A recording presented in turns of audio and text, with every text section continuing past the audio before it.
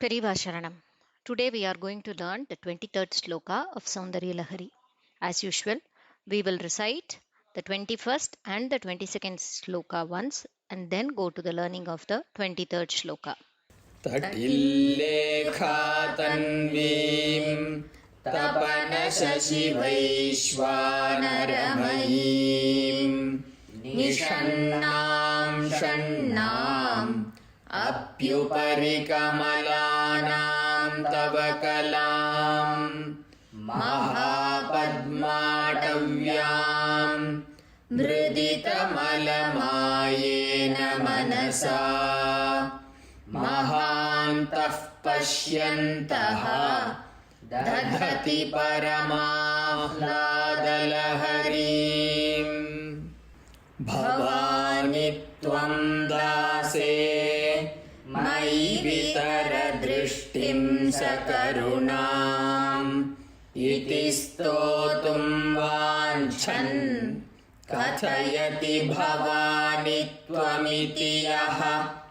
Tadaiva tvam tasmai dishasi nija sayujya padavim mukunda brahmendra sputamakutanirajita padam Tvaya hritva vamam Tvaya hritva vamam Tvaya hritva vamam vapura paritriptena manasa vapura paritriptena manasa vapura paritriptena manasa sharirardham shambhoho Sharirardham shambhoho Sharirardham shambhoho Aparamapi shanke hritamabhut Aparamapi shanke hritamabhut Aparamapi shanke hritamabhut Yadetattvadrupam Yadetattvadrupam Yadetattvadrupam Sakalamarunabham trinayanam Sakalamarunabham trinayanam Sakalamarunabham trinayanam Kuchabhyamanam ram Kuchabhyamanam ram Kuchabhyamanam ram Kutila shashi chudalamakutam Kutila shashi chudalamakutam Kutila shashi chudalamakutam Tvaya hritva vamam vapura paritriptena manasa Tvaya hritva vamam vapura paritriptena manasa Tvaya hritva vamam vapura paritriptena manasa Sharirardham shambhoho Aparamapi shanke hritamabhut Sharirardham shambhoho Aparamapi shanke hritamabhut Sharirardham shambhoho Aparamapi shanke hritamabhut Yadetattvadrupam Sakalamarunabham trinayanam Yadetattvadrupam Sakalamarunabham trinayanam Yadetattvadrupam सकलमरुणाभं त्रिनयनम् कुचाभ्यामानं रं कुटिलशशिचूडालमकुटम् कुचाभ्यामानं रं कुटिलशशिचूडालमकुटम् कुचाभ्यामानं रं कुटिलशशिचूडालमकुटम् त्वया हृत्वा वामं वपुरपरितृप्तेन मनसा शरीरार्धं शम्भोः अपरमपि शङ्के हृतमभूत् त्वया हृत्वा वामं वपुरपरितृप्तेन मनसा शरीरार्धं शम्भोः अपरमपि शङ्के हृतमभूत् त्वया हृत्वा वामं वपुरपरितृप्तेन मनसा शरीरार्धं शम्भोः अपरमपि शङ्के हृतमभूत् यदेतत्त्वद्रूपं सकलमरुणाभं त्रिनयनं कुचाभ्यामानं रं कुटिलशशिचूडालमकुटम् यदेतत्त्वद्रूपं सकलमरुणाभं त्रिनयनं कुचाभ्यामानं रं कुटिलशशिचूडालमकुटम् यदेतत्त्वद्रूपं सकलमरुणाभं त्रिनयनं कुचाभ्यामानं रं कुटिलशशिचूडालमकुटम् त्वया हृत्वा वामं वपुरपरितृप्तेन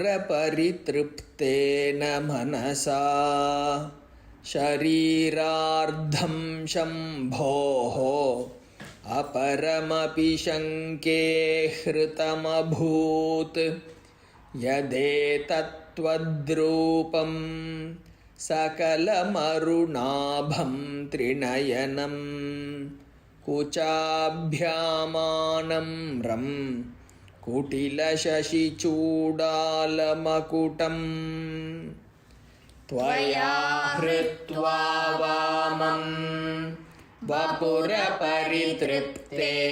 मनसा शरीरार्धं शम्भोः अपरमपि शङ्के हृतमभूत् यदेतत्त्वद्रूपं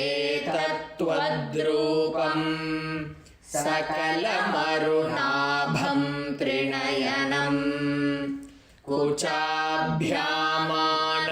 रं कुटिलशशिचूडालमकुटम् त्वया हृत्वा वामं वपुरपरितृप्तेन मनसा शरीरार्धं शम्भोः अपरमपि शङ्के हृतमभूत् यदेतत्त्वद्रूपं सकलमरुणाभं त्रिनयनं कुचाभ्यामानं रं कुटिलशशिचूडालमकुटम्. In the last shloka, we saw how Ambal gives any bhakta the highest position of Sayujya Padavim, where there is no difference between the person and Ambal. So it was about a person or a bhakta of Ambal. But in this shloka, Acharya talks about Lord Parameshwara, who is a part of Ambal's body. This can be seen from two angles. The first angle is what we already told, that is, she grants the highest position of Sayujyam or being one with her to any bhakta, and in the same way, she is the one who has provided Lord Shiva also with the Sayujyam, because Lord Parameshwara is also a bhakta of Ambal and has reached the point where there is no difference between Ambal and Parameshwara, and in fact they are one and the same. In a second angle, Lord Shiva is equated to Amritam, that is Shivamritam. Ambal decides that this Shivamritam must not be split or shared with anyone and keeps it only for herself. So, to present this concept, Acharya has written this poem with beautiful poetic mastery and skill in such a way that it is etched in the reader's mind for eternity. Generally, a shloka about God praises him and hails his generosity and his greatness. There is also another form of poetry called Nindastuti, where the poet uses words which, in their raw form or at a very first glance, seem to be criticizing God. But those same words, when seen at a greater depth or when we understand it deeply and from different angles, will give a meaning that will bring out all his great qualities and as a praise to him. This 23rd shloka that we will be looking today almost falls into this second category, that is Nindastuti. Almost, but not fully. Before we enter into this shloka, we have to understand the background of it. For this, we shall use the reference of a shloka written by a poet, Nilakantha Dikshadhar, who lived in very recent times.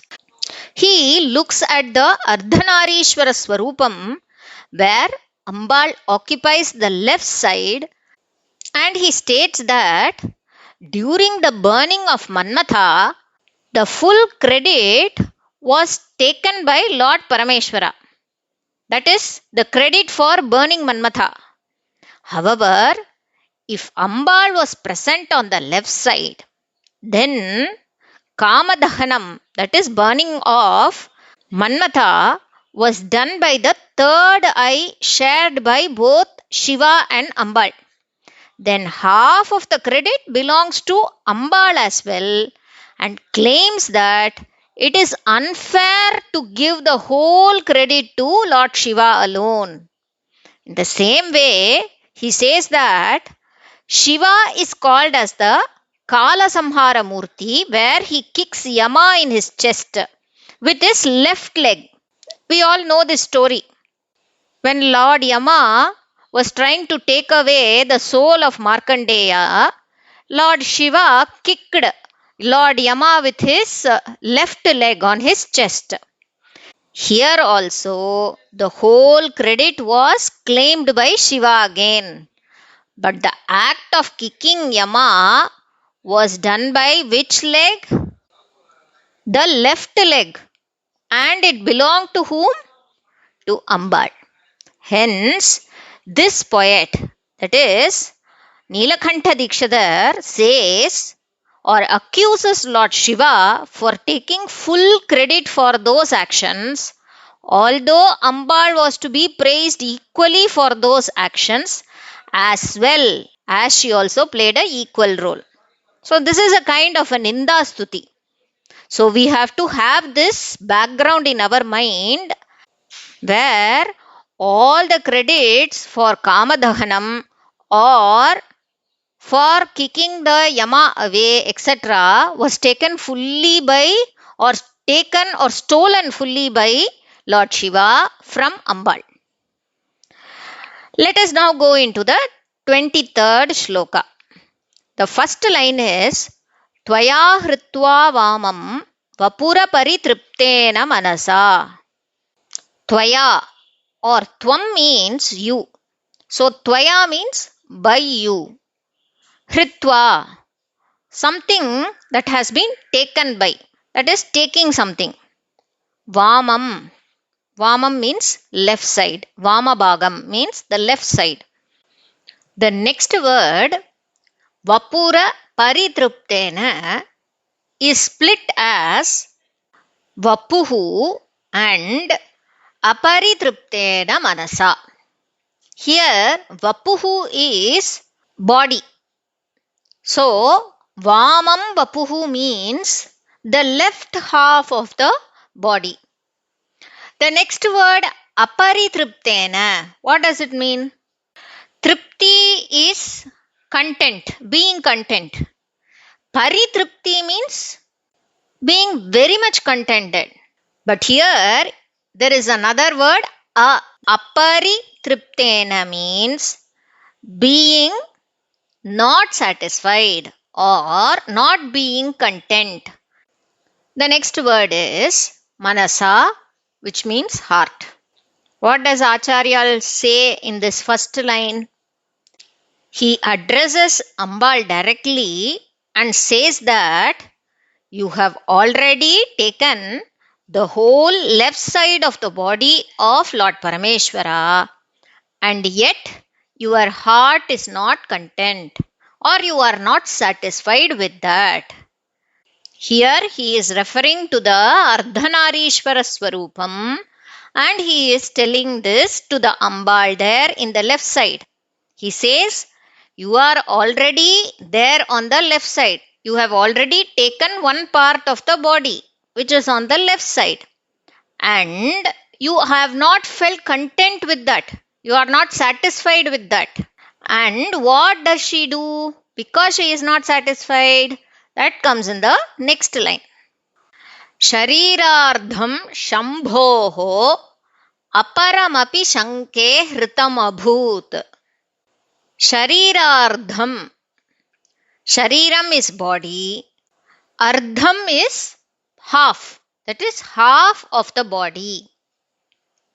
Shambhoho. Shambhoho is Shambhu, Shiva or Parameshwara. Aparamapi.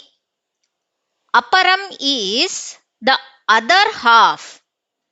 One half, that is the Vamabhagam, is already taken by Ambal, that he has told in the first line. Now he says the other part or the other half of the body.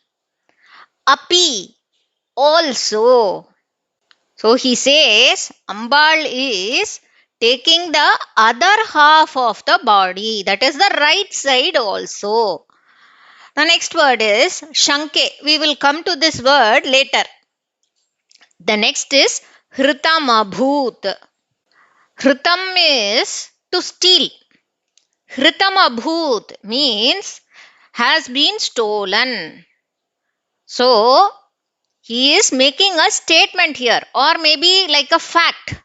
He is saying, Hritam Abhut, it has been stolen. And what does this word Shanke means? It means I suspect. That is suspicion. In this line, Acharya is not completely accusing Ambal of this thievery, but rather saying that he suspects Ambal of it. Now we will see what the first two lines are conveying together. Acharya addresses Ambal and says, I suspect that even after taking over the left half of the body of Parameshwara, you were very dissatisfied and so you stole the other half of his body as well. As told earlier, this shloka will almost look like a Nindastuti, where Acharya is accusing Ambal of stealing something from Shiva. But it could be said that he is not completely accusing her now immediately, but he is in the process of doing it. He is just one step behind that. And he says he is suspecting that Ambal has stolen the leftover part of Shiva also. Generally, when we are suspecting someone, there should be an underlying reason or rational or evidence for this suspicion. If we don't give that evidence or rationale for that, we cannot say we are suspecting. We cannot file a charge sheet or confirm those suspicions.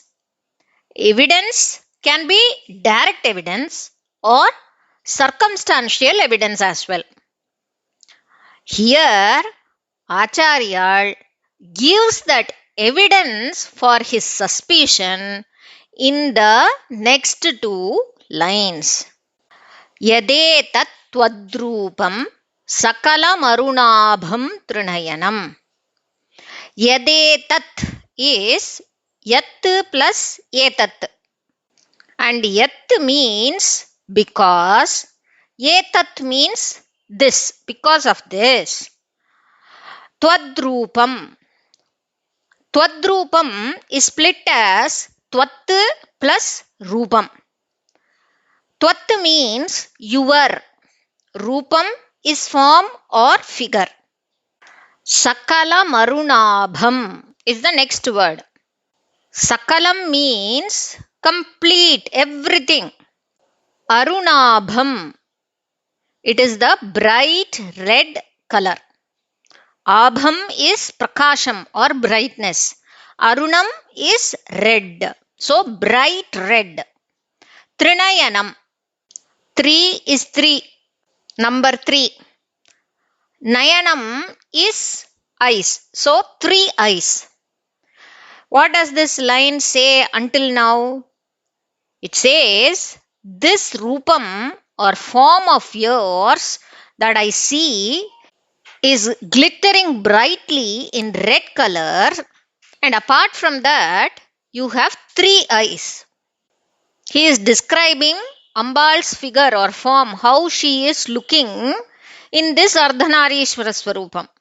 So she is filled with this red color. Her body is shining bright with this red color, and she is having 3 eyes. And in the next line, he continues with that Varnana. Kuchabhyam anamram kutila shashichudala makutam. Kuchabhyam. Generally, abhyam means dual. That is something which refers to a pair. So, kuchabhyam refers to the bosom. Anamram. This means a slightly curved position. It is not fully curved, but slightly curved. So, Acharya is referring to a female where the upper body is slightly pushed forward due to the weight of the bosom. Kutila is bent. Shashi is moon. So, Kutila Shashi is the crescent moon. Acharya could have just told moon, but there is a possibility that it can be interpreted also as a Purnima moon.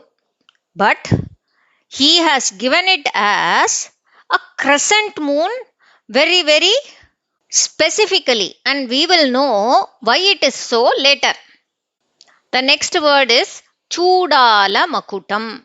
Chudala means to be adorned by. Makutam is crown. So in the last 2 lines, Acharya has given the description of what he is seeing before his eyes.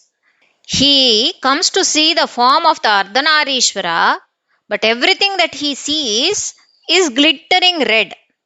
He looks at the face and he sees 3 eyes, where one is the netrikan or the eye that is found in the forehead.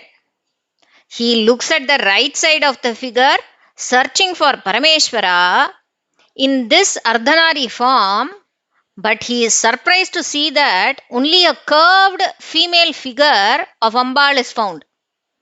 In the final attempt to search for Lord Shiva, he looks at the crown of this figure and sees that it is adorned by the crescent moon that usually sits on the top of the locks of Parameshwara. But every other sign of Shambhu has disappeared. These are all the circumstantial evidences at hand, and Acharya deduces that someone must have stolen this missing right side of Parameshwara. And who can be that? He suspects Ambal of this thievery. Periva draws a very beautiful comparison here. Generally, everyone likes small children.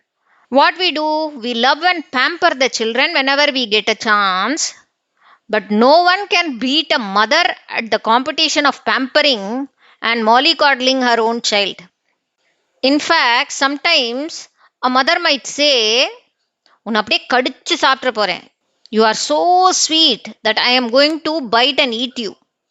In the same way, in this sloka, because of your extreme love and affection for Parameshwara, Acharya says, you have swallowed him yourself, and that is why in the Ardhanari Swarupam, he is barely able to find any clues of the existence of Shiva on the right side.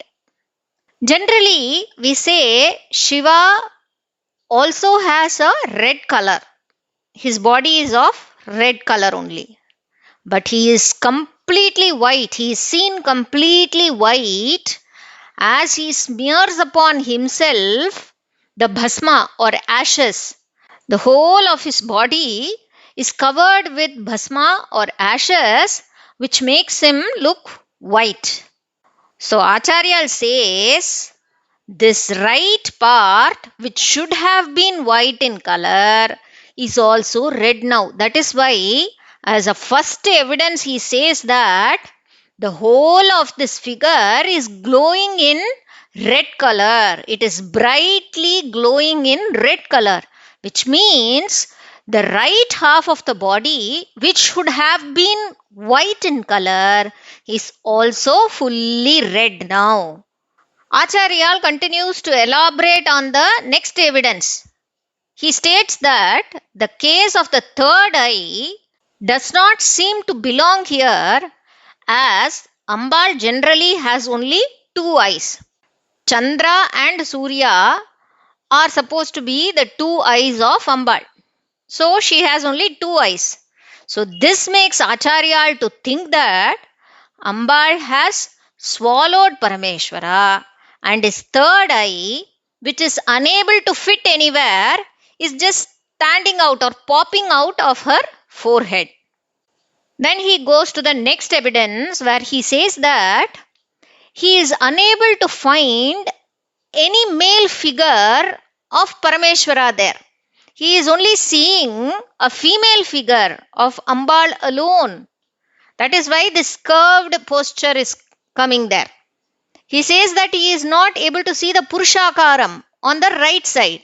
Generally, in Ardhanarishwara Swarupam, the right side will have a Purushakaram and the left side will have a Stri's figure or a female figure. But here, he is not able to see it, and on the both sides, he is able to see only a female figure.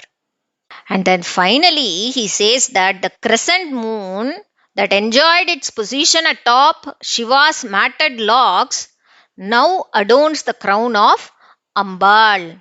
Same way like the third eye, which could not fit anywhere and it is popping out of the forehead, he says that this crescent moon also could not find any place in Ambal's body to fit, and therefore it is in the crown of Ambal. It is sitting on top of the crown of Ambal.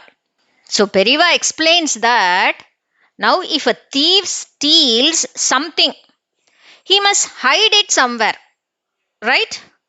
Ambal has thought of this very deeply and has decided to hide the whole of Shiva, which she has stolen, inside herself, and stands before her devotees in her divine form, which is Shiva Shakti Aikya Swarupam. That is why in Lalita Sahasranamam also finally we have the Nama Shiva Shakti Aikya Swarupini. Acharya also knows that Lalita Sahasranamam itself says she has three eyes. Ambal has three eyes. Trinayana. Not only that, she also adorns a crescent moon. That is also said in Lalita Sahasranamam. But here, for the sake of poetry and for this kind of imagination to come out, Acharya is creating this shloka as a Ninda Studi. It may be classified as a witty poem that brings out the fact that Ambal and Parameshwara are in no way different and they are one and the same. Let us all try to meditate upon this form of Ambal where she is a Shiva Shakti Aikya Swarupini and get all our desires fulfilled. Periva Sharanam.